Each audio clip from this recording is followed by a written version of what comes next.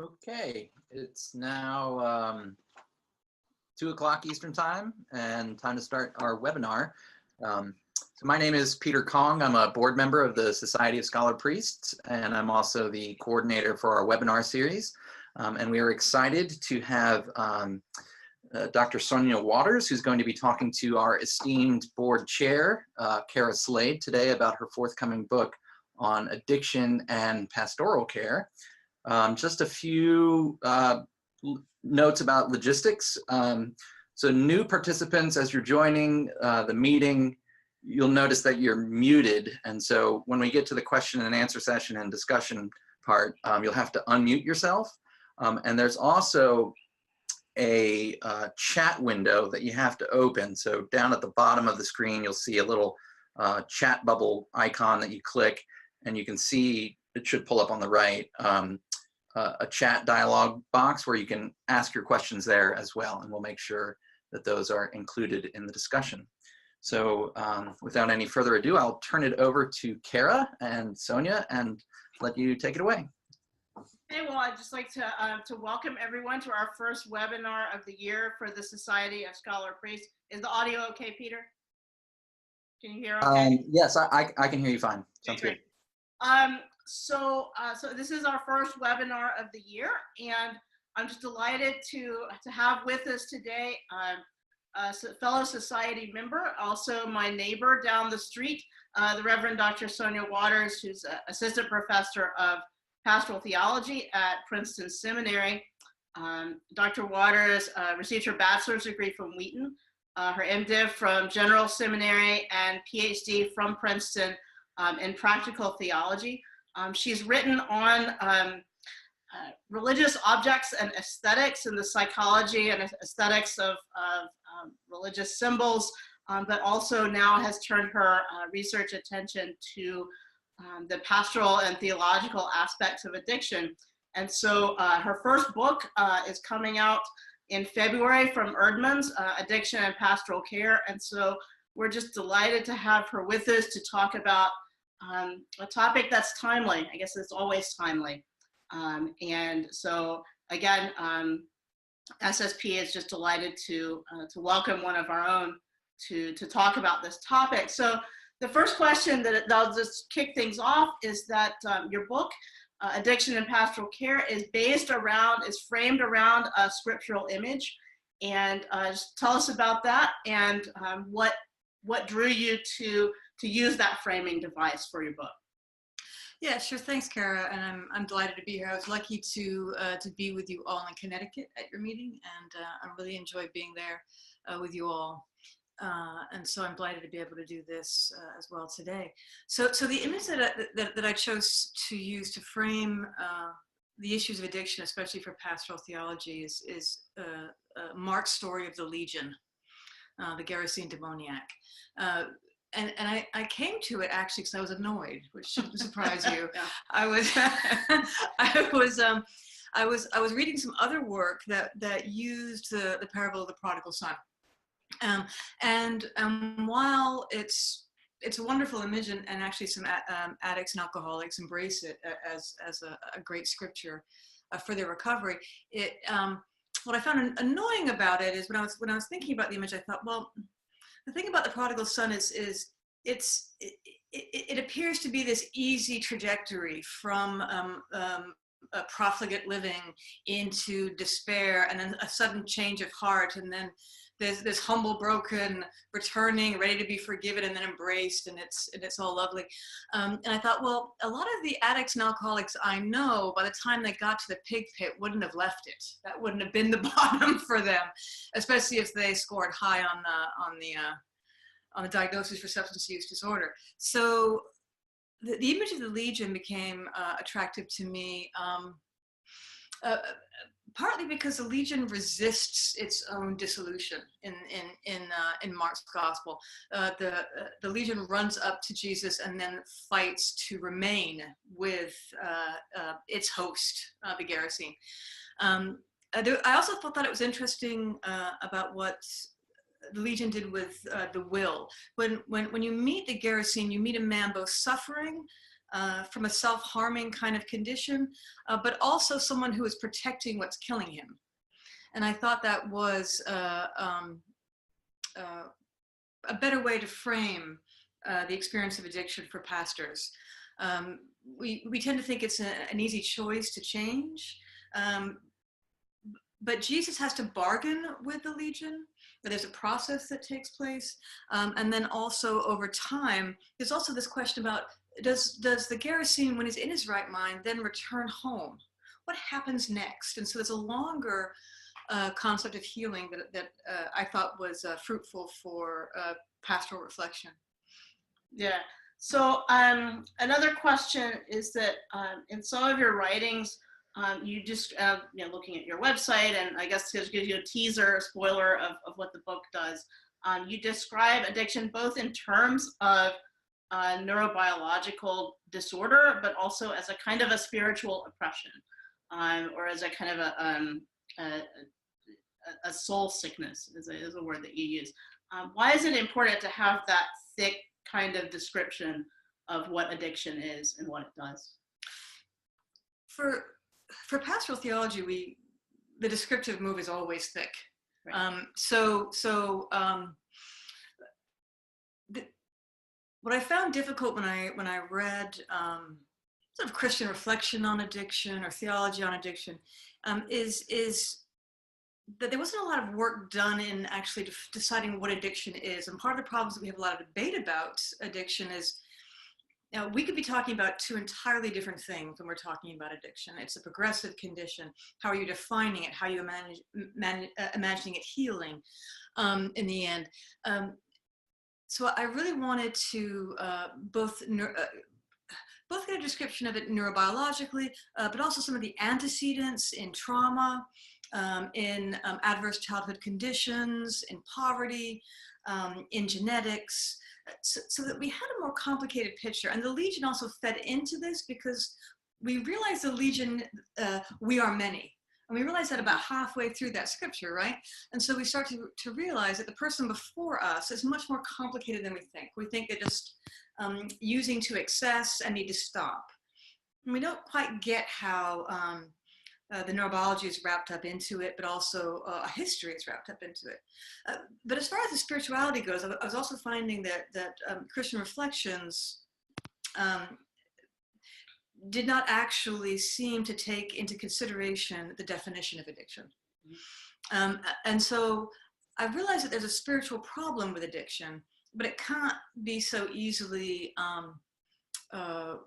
wrapped up in sin language. I mean, it's some kind of a simple theology of sin language or desire or those kinds of chasing after pleasure, those kinds of language don't actually capture what's happening.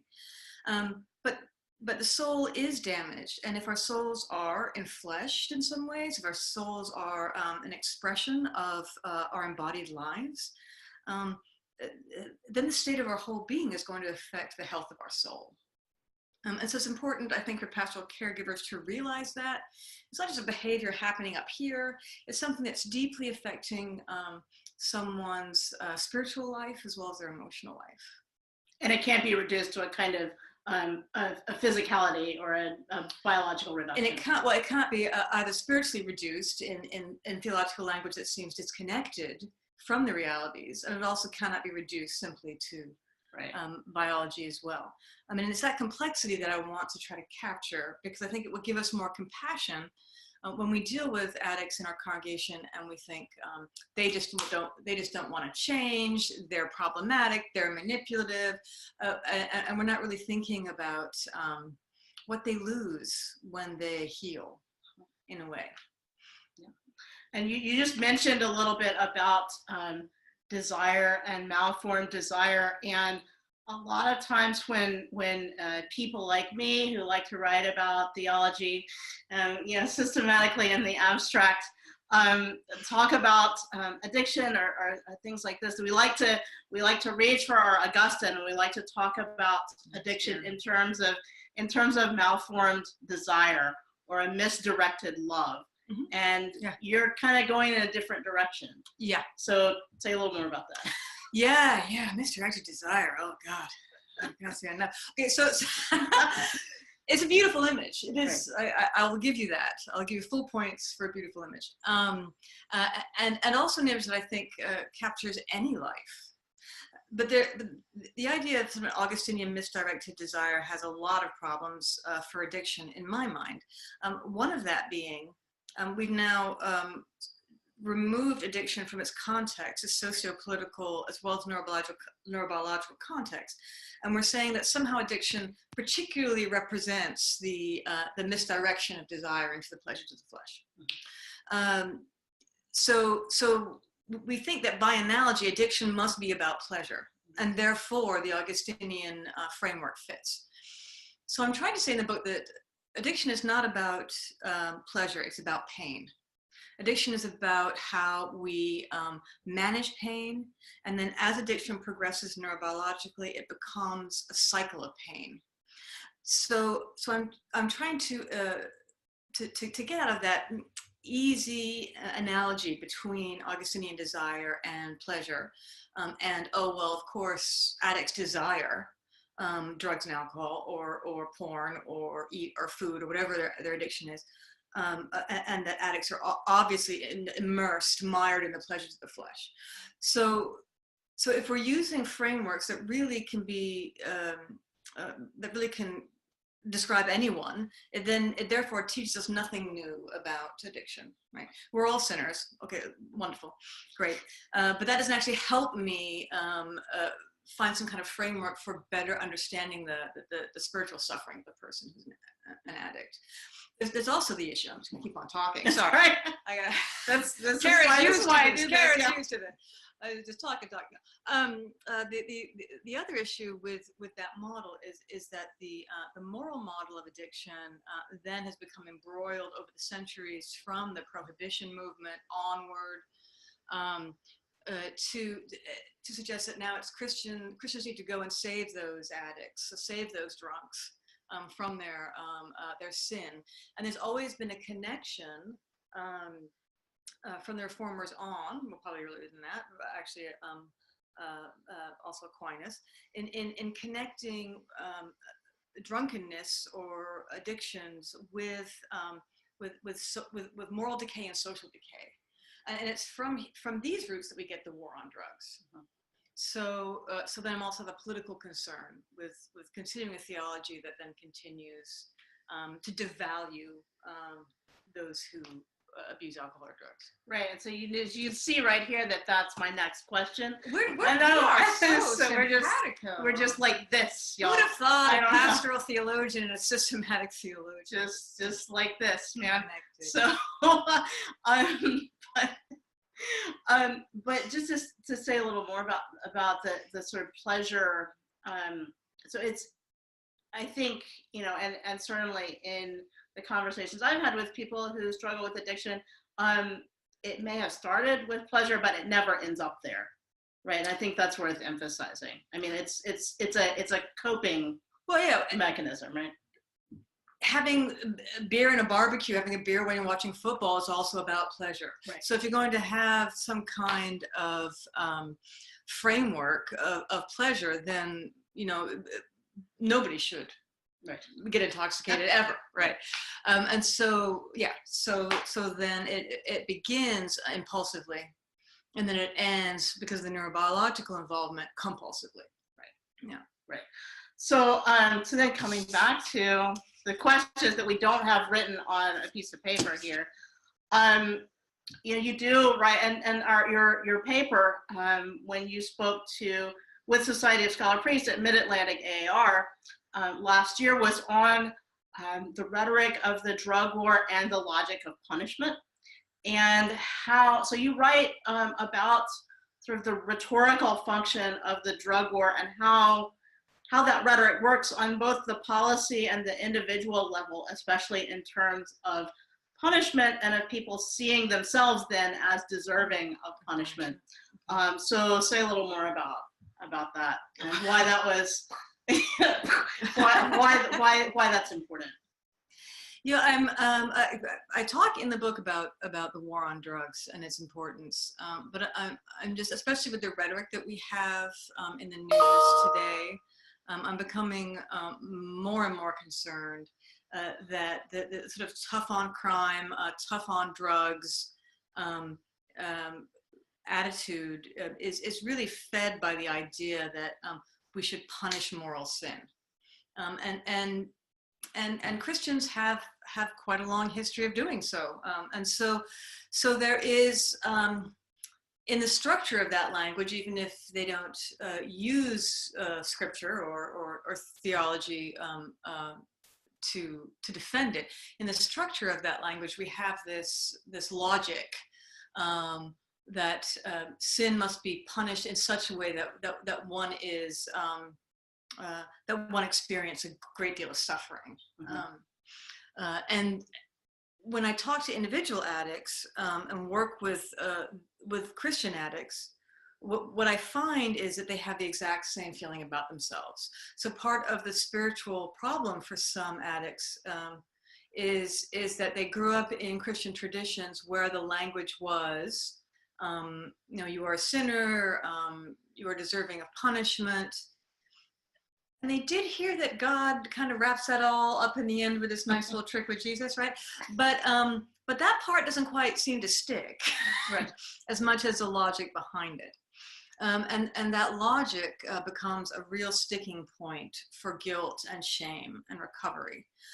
So you have this at the personal level, but you also have this question of how does the necessity of punishment in the Christian faith then lead to the necessity of punitive laws in the public space? Right. So I'm just going to let the conversation about necessity slide. We'll argue about that later. So,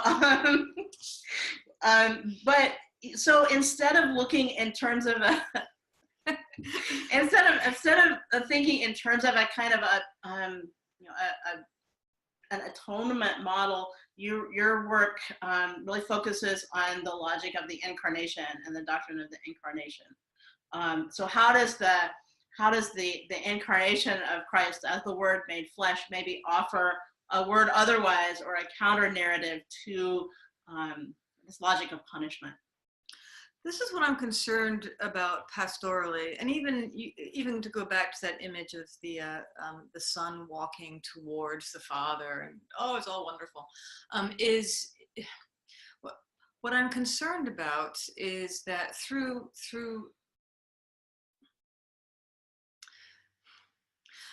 I'm concerned that our people know they are never separated from God. And when they're involved in acts for which they feel great shame and guilt, or for which they feel separate them from society, separate them from the church, they need to hear the word that God became flesh before any act of sacrifice, before any final conclusion to the great cosmic drama. That Jesus, the Word made flesh, touched them in their sicknesses without there being any mediating act. And I don't want to, next to a systematic theologian, suggest that the mediating act is therefore moot or, not important, or, what, I don't want to upset. I want to give pastoral care to my systematic theologian. We're fine. We're fine. We're good here. But but I'm really concerned pastorally for people to understand that that within the incarnation, within the stories of the gospel, Jesus is revealed as the Son of God, and that is part of it. But what's also revealed is the closeness of God to our suffering, the closeness of God to our healing. God could, we can imagine, find any way to have entered into humankind. God chose to enter in through the Son in such a way that what took priority in those stories was healing. What took priority in those stories was the crossing over of social boundaries, the making clean. Also the calling to account and those things as well. But it's the physical closeness of our suffering to the body of Jesus that I think is a better word for those in early recovery. So just a couple more questions, and usually, we take about half the time to do the interview, and then we'll take questions from the folks who are in attendance. But kind of the application questions that maybe on a lot of people's minds who are watching this right now. If you're a priest or a pastor, you might be wondering right now how you can help a parishioner who's struggling with addiction. Some people who are watching this may have buried parishioners who have died of overdoses. And what kind of advice or what word would you have for them? So in the book, the hope is to give a lot of education so we can better understand the condition. So it begins with, so it describes the neurobiology of addiction and helps pastors, sorry, I'm in a Presbyterian land now, so I rarely say priests these days. It helps priests to think about how it is to talk to someone who is neurobiologically dysfunctioning. And then there's also a section on trauma and also social oppressions. So we might think about why something that we do for self-regulation might be something that's very difficult to give up. So if a priest could not just say, stop that, go to an AA meeting, but might also be able to talk through how are you going to get through your day? How are you going to survive without a coping skill, which has allowed you to self-regulate for so long? The last two chapters of the book then cover what's called motivational interviewing and change theory. So change theory gives a structure for us to think about, for us to strategize care. It suggests that rather than just the identify and refer, we figure out what stage of contemplation the person is in about their condition, and that we think about how we frame our questions by what stage they're at. So that gives us a little bit more to assess and strategize with. So if somebody comes in with complete denial, it's not the time to get in an argument with them. If somebody is coming in when they've come to tell their pastor or priest, I've just started, just went to rehab, then we have a better idea of the questions to ask them at that stage. And then motivational interviewing is based loosely on a Rogerian kind of formula, but rather than the Carl Rogers, I'm just going to listen and nod and reflect back. It's guided. It's a little bit more guided. So we think about asking questions that build up change language and honor, but do not focus on sustain language. And so we also think about conversations where we look for values, strengths, and goals, because people change with intrinsic motivators, and helping to evoke intrinsic motivators and think through those. Also goal planning for people. So those kinds of steps. So those I hope will help people. I think the most important thing is probably for priests and pastors to just be a little more patient as well. Mm-hmm. I mean, there's very little we can do, but we can strategize our conversations a little more carefully. Right. So just finally, before we kind of turn things over for questions from the audience, we record these webinars for a podcast. We post them as a podcast, and it may well be that at some point somebody stumbles along this recording who's worried about their own behavior. And what would you say to somebody who might be listening to us talking at them from Princeton sometime in the future, who thinks, well, I'm worried about my behavior, or I want to get off of drugs or alcohol and I don't know how? I think the first thing I'd say is you never have to live that way again if you don't want to.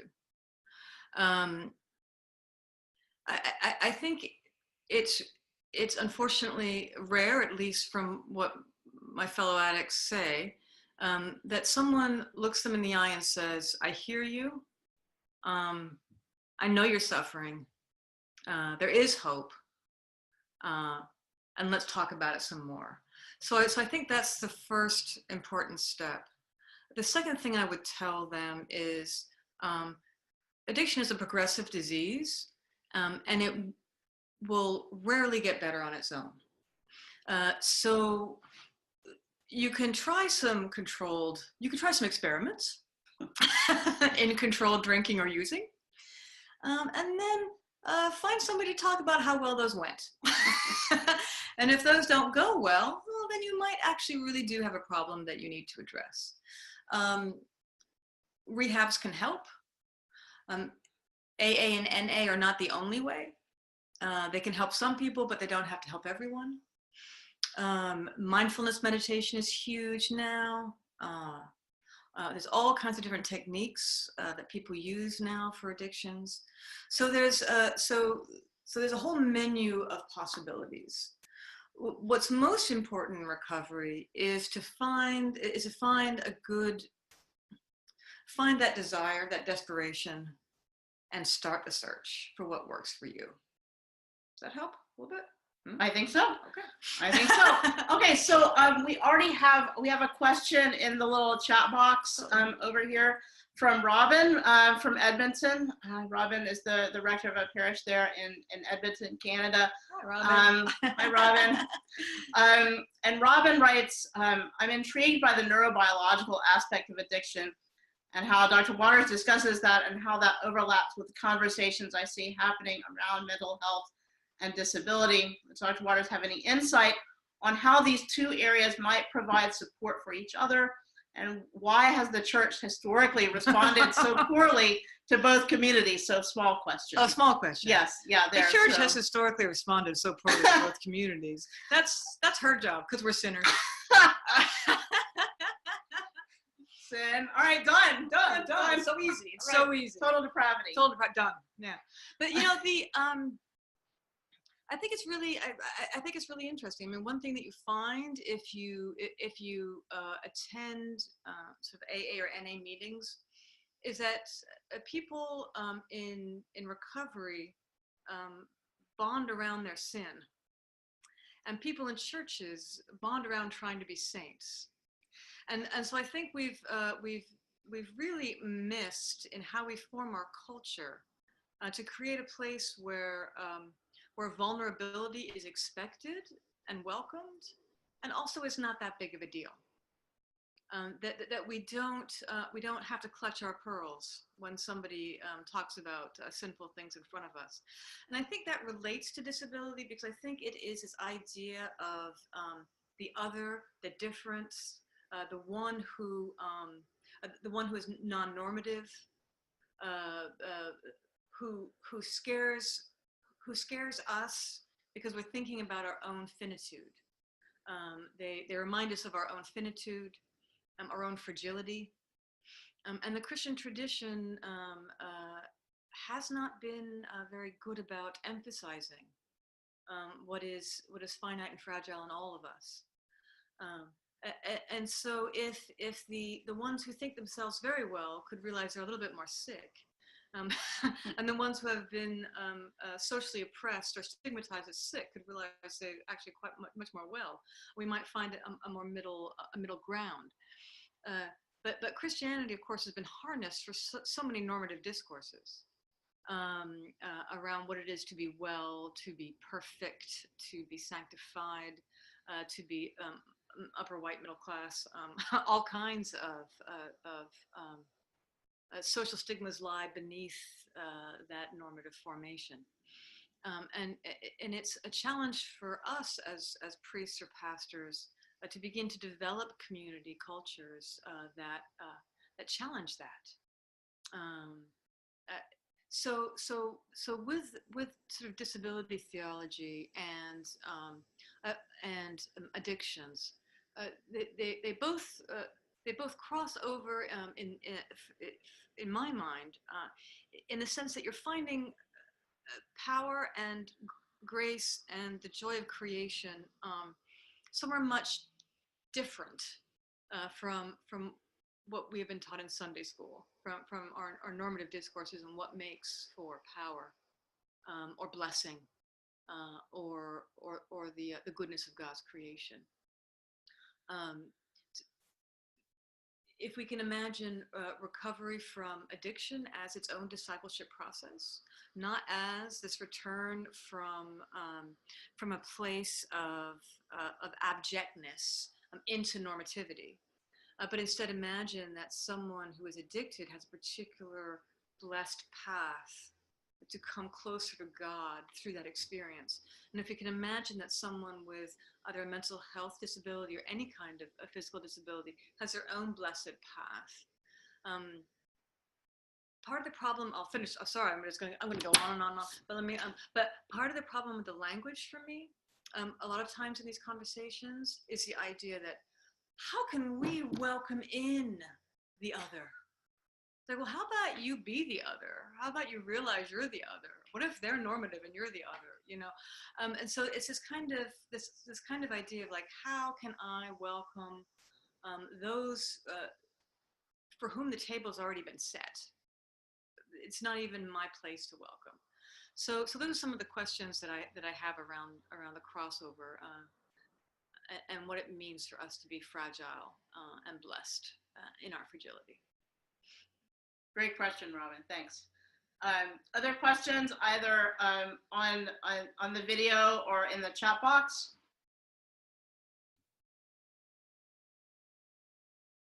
I can keep on talking. I can talk about addiction forever. Go on, people. Don't be shy. Don't be shy. Anybody? Yeah. And do note that if you want to ask a question, you have to unmute yourself with hitting the little microphone button at the bottom. Yeah.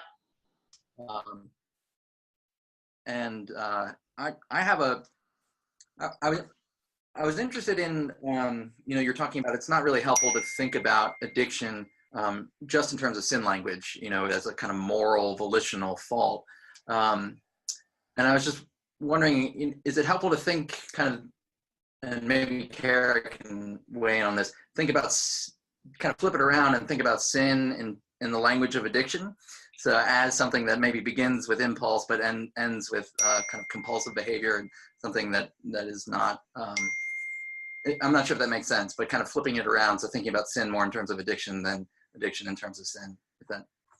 Does that make sense? Or how would you respond to that? I'm not quite sure I've got you, but so want to try that? Not yet. No. Okay.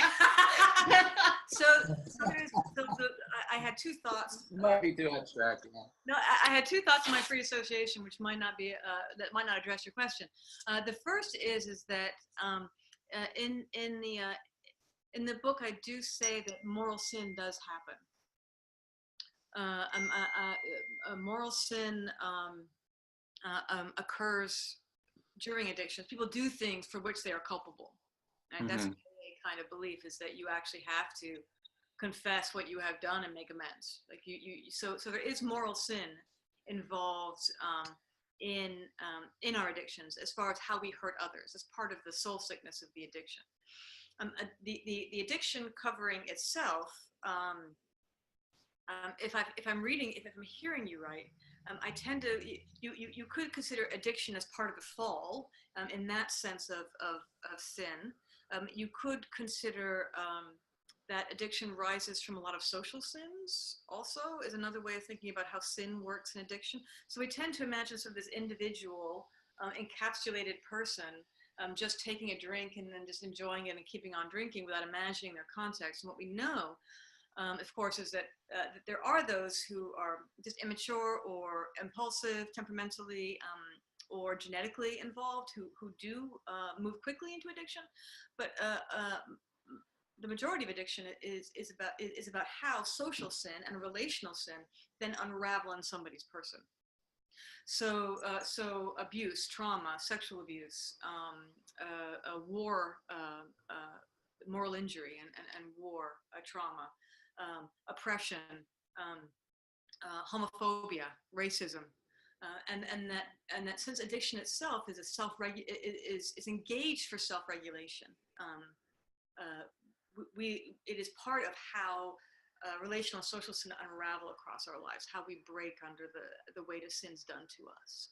So it's another way of imagining how addiction is sort of in sin in some ways. Do you have anything to add to that? Yeah, no, I mean, I think that's very true in that, I mean, if you look at, for example, I'm just thinking of Bonhoeffer's version of, instead of talking about the analogy of being as the site of the image of God, Bonhoeffer talks about the analogy of relationship, right? He talks about, that humanity is created to be in relationship for and with others. And Christ sort of reveals the way that humanity should be in the relationship with others. And there's a real severing of that happens in addiction. And you can kind of see the extent to which, it can break the relationship for which humanity is created.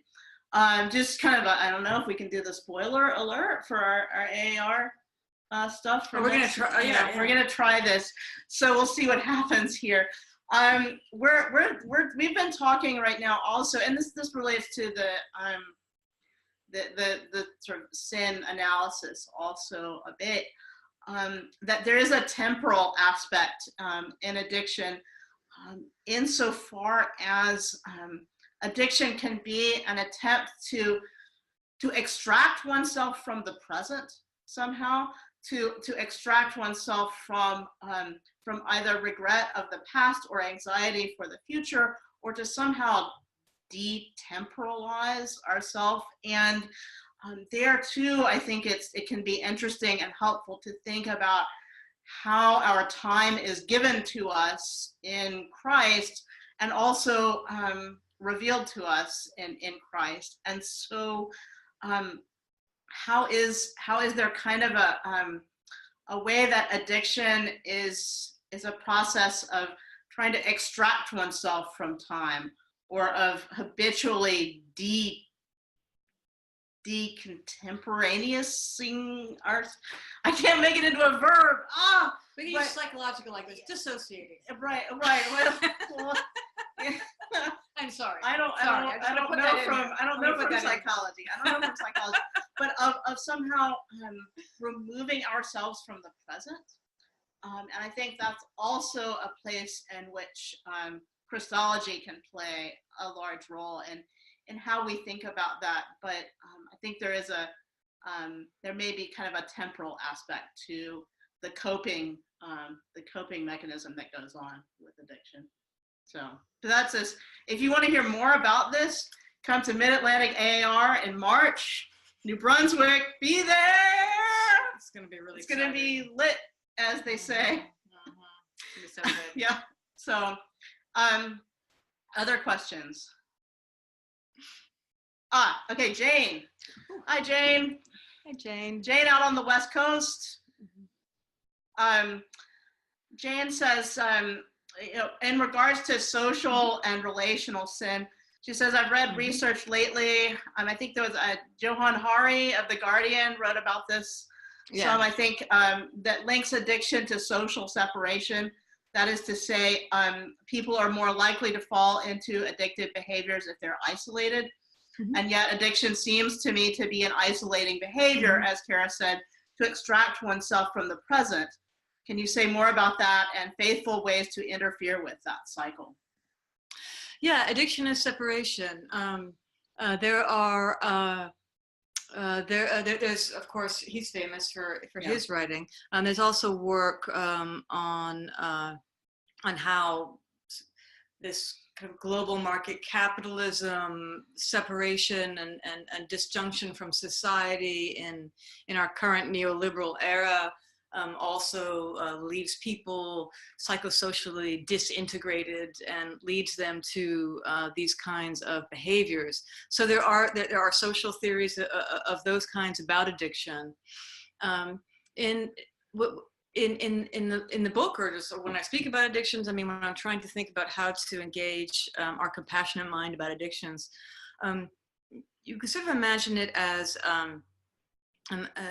Addiction is a hard gamble. It offers us something that it then takes away. So what characterizes addiction against something like, oh, I'm addicted to chocolate, or I'm addicted to whatever, bad TV or something like that. People always use this term, Coffee. right? Coffee. Yeah. Well, sometimes we are actually physically dependent on coffee. I am, for God's sakes, don't take away coffee. But what characterizes actual addiction is that it flips the very benefits it first gives. So it begins, so we engage it because it's a useful coping skill. And any one of you who have been to a cocktail hour and said, thank God for the cocktails, you know what I'm talking about, right? So we engage alcohol and drugs because it is a beneficial coping skill. It gives us friends, or it solves that feeling of loneliness. It takes away our anxieties.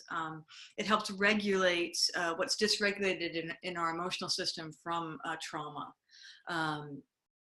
from an inability to connect. So a lot of people, at least in recovery, will talk about how, when I first drank, I felt okay. I always had felt a part of or separate from, and then I drank at a party and I felt great. So there is that aspect. There are other people who will say, no, I was so broken from young, I just used in a rebellious and angry way. But a lot of people will use to release that anxiety and to feel socially connected. The issue is that over time, as we become embroiled in use, and as the brain changes with that use, we get into a cycle of craving and withdrawal, and then drug seeking, and then intoxication and craving withdrawal again, in this kind of cycle. And then people start to get in our way. And then we start to isolate so that we can drink or use as we feel we need to, because we now have tolerance, so we have to use more. We're dependent, so we have to use, or we're going to feel withdrawal. And so we also have our dopamine system is involved. People talk about this a lot, and dopamine rewards salience to behaviors. So everything in life feels much duller, while the use feels very salient and alive. And so over time, we then isolate. So it begins as a connective coping skill. It ends in isolation. It begins by soothing stress. In the end, it dysregulates the stress system, the HPA axis and the amygdala and our nervous system. It begins helping us feel more calm, more emotionally stable. It ends with affect dysregulation. And this, for me, is what is spiritually evil about addictions. It's a bargain with the devil. Because it will twist the very things that it first gave you, and that is the best way that I can characterize addiction as something different from just a bad habit. Is that it's pernicious and self-harming, and that's really important for us to also realize, because addicts harm other people, and so it's really hard for us to realize that they are in a chronic ritual self-harming condition themselves. And both those things are happening at the same time. They're hurting others as well as hurting themselves. So I hope that helps. Other questions in the box or on the microphone? Or we can just talk. We can talk for a minute. Hi, Sonia. Hi, Kara. Bob Solon here. I was about to type it out, but I'll just say it. Was there someone else in the queue? Nope. No, you're good. Oh, okay.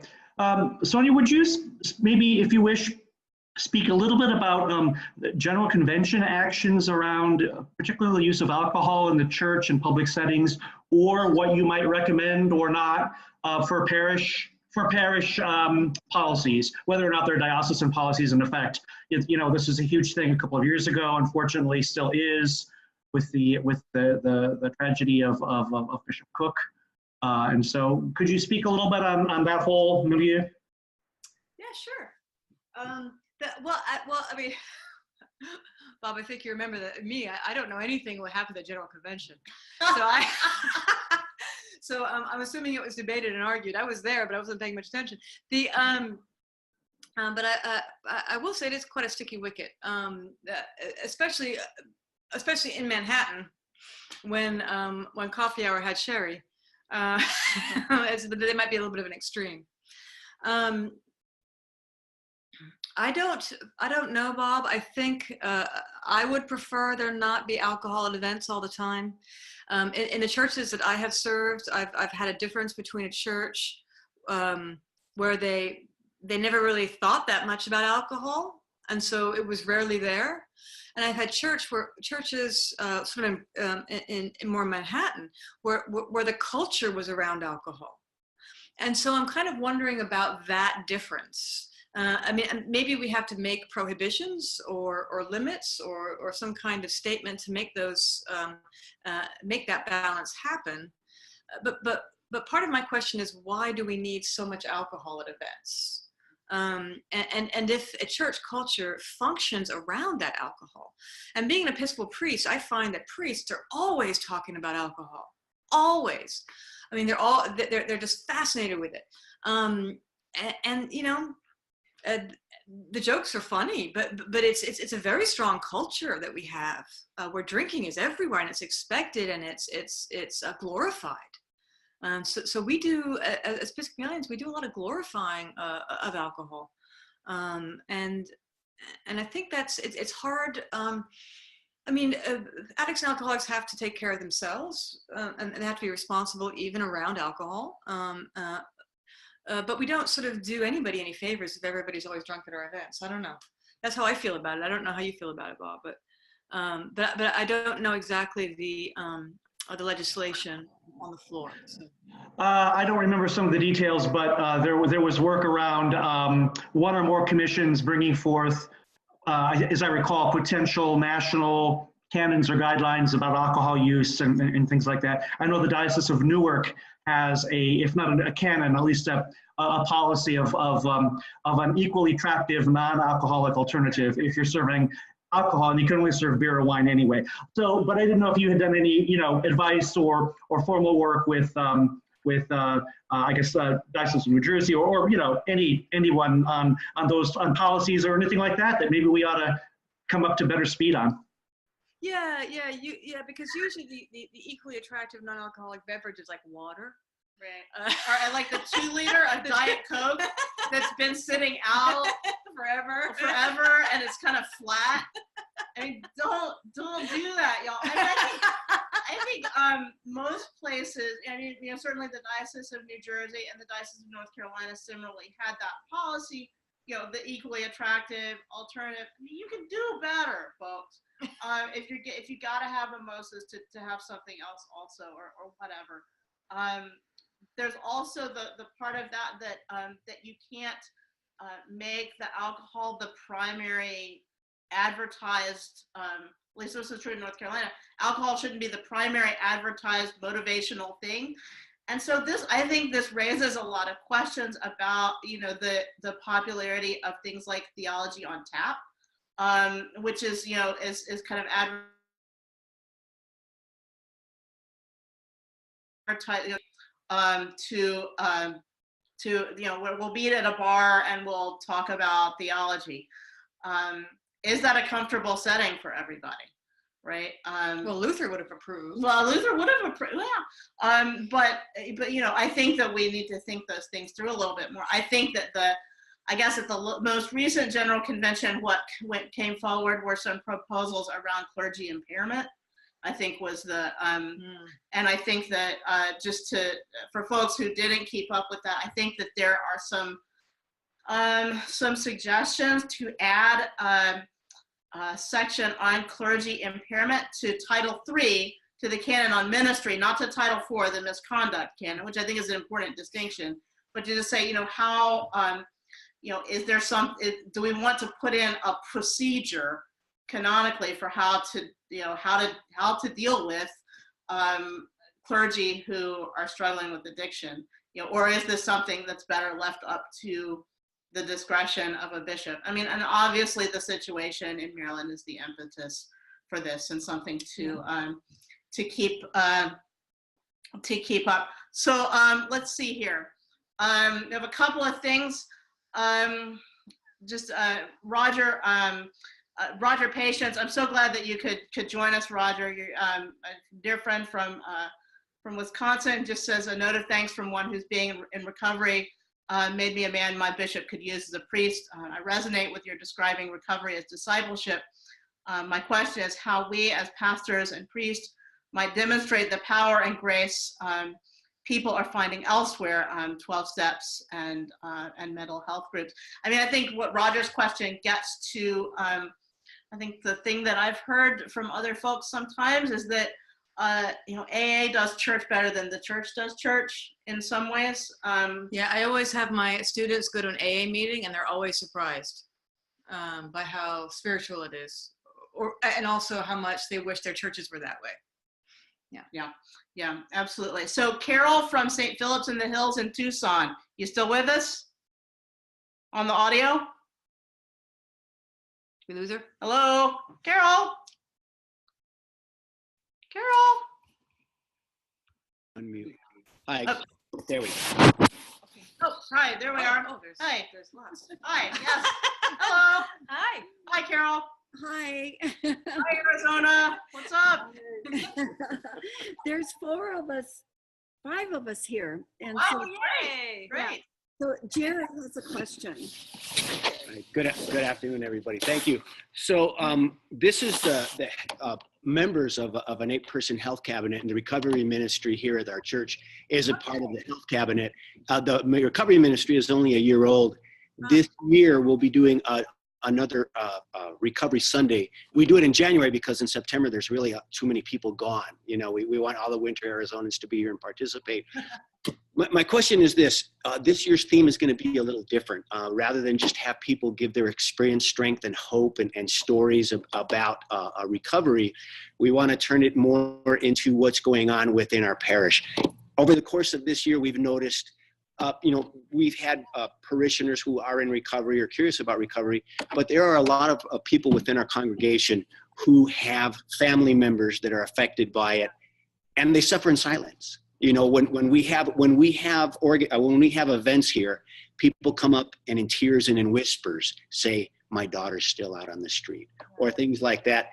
And so this year's theme for our Recovery Sunday is to work towards removing that stigma, removing that bias, and let people know that it's medical, it's not moral, it's not social. So rather than have experts come in and give the talks, we presented this to a staff meeting just 2 weeks ago, and all of our clergy want to participate. They're like, yeah, we're in, that's a message we want to deliver. How do we help them and give them tools to be able to deliver that message effectively? That's my question.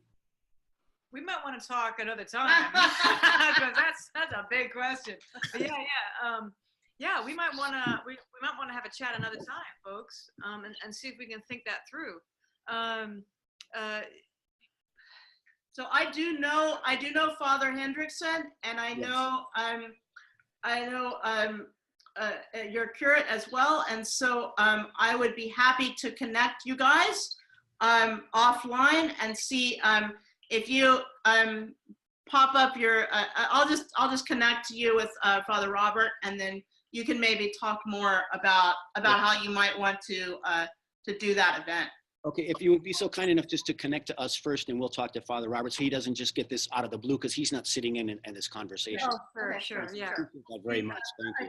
I think it's wonderful. There. I spoke at a church up here. You don't even know where I am. Up in Pennington, which is nearby Princeton, and then they wanted me to sort of come back and just chat with them. And what we discovered was it was mostly families, just as you said, who were struggling in that congregation. But interestingly, what they decided, it was not just addictions, but also mental health issues. They had loved ones with depression. They had loved ones with a variety of conditions, and they really wanted to come together and support each other. And so it is this interesting idea when we let down the stigma, and we think to ourselves, well, we're all saved for a reason, and that's because we're all fragile, and we all need each other, and we all need to be able to talk to each other about about the places that we carry, the pain that we carry. If we develop a community that is no longer surprised that suffering actually exists, we take those first steps for people to be able to turn to each other and say, yes, I've experienced something like that too, without it having to be whispered. So I would be delighted to chat with you guys more about how you may or may not want the clergy involved. Well, thank you. We appreciate that very much. And just as a sidebar, we recently did address the mental health portion of that, and that message was delivered beautifully here, just fabulously. And we like to kind of mirror that within the the addiction population within our parish. Yeah, great. Well, you guys have a wonderful congregation, and I always hear so many good things about St. Philip. So Yes. I'd like to connect with you guys. I think we can do one more question before we're out of time. Does anybody else have a quick question to bring out? Alternatively, you can watch us eat pot roast. We got pot roast. Yeah, it's good. It's good. It's gonna be a good time. Yeah. Yeah. Are there any other questions from the floor? I can wrap it up. Oh yeah, wrap it up. So, Yeah. Was there another one come up? When will the book be available? Well, now that you've asked. No, the book will be available.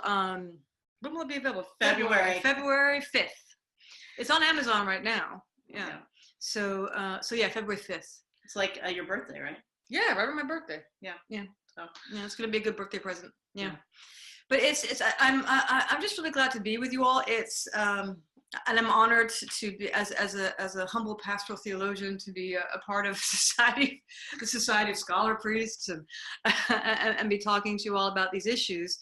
I think that they connect both to actual addiction, but I think they're going to more and more in our world connect to the question of escape and why we so desperately need to escape, whether that's into our phones or into our TVs or into our screens or into drugs and alcohol or porn or whatever, or eating, whatever it is.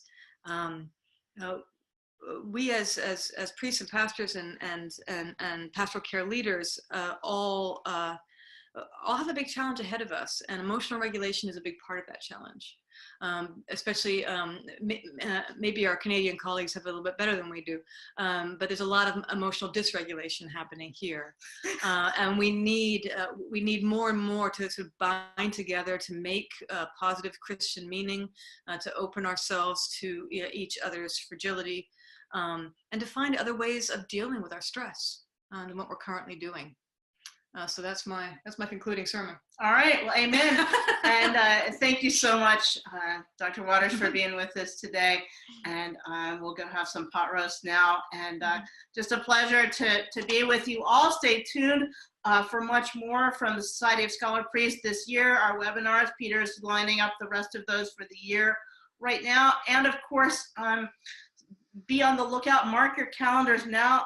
Society of Scholar Priests annual conference is going to be June 12th through 14th. It's a Wednesday through a Friday here at Trinity Church in Princeton. And the theme is going to be local formation for ministry, both ordained and lay. So that'll be a timely conversation, and we'll look forward to seeing you then. Also a plug that Peter's asking me to make, and so I'm going to make the plug. The video will be available on YouTube. If you want to send this around we'll post it. If you want to send it to someone else, you can send the video, and the audio will be available on our podcast channel, and you can see our website for much more on that. That's scholarpriests.org. Thank you so much for coming out, and we'll see you next time. Thank Bye. you.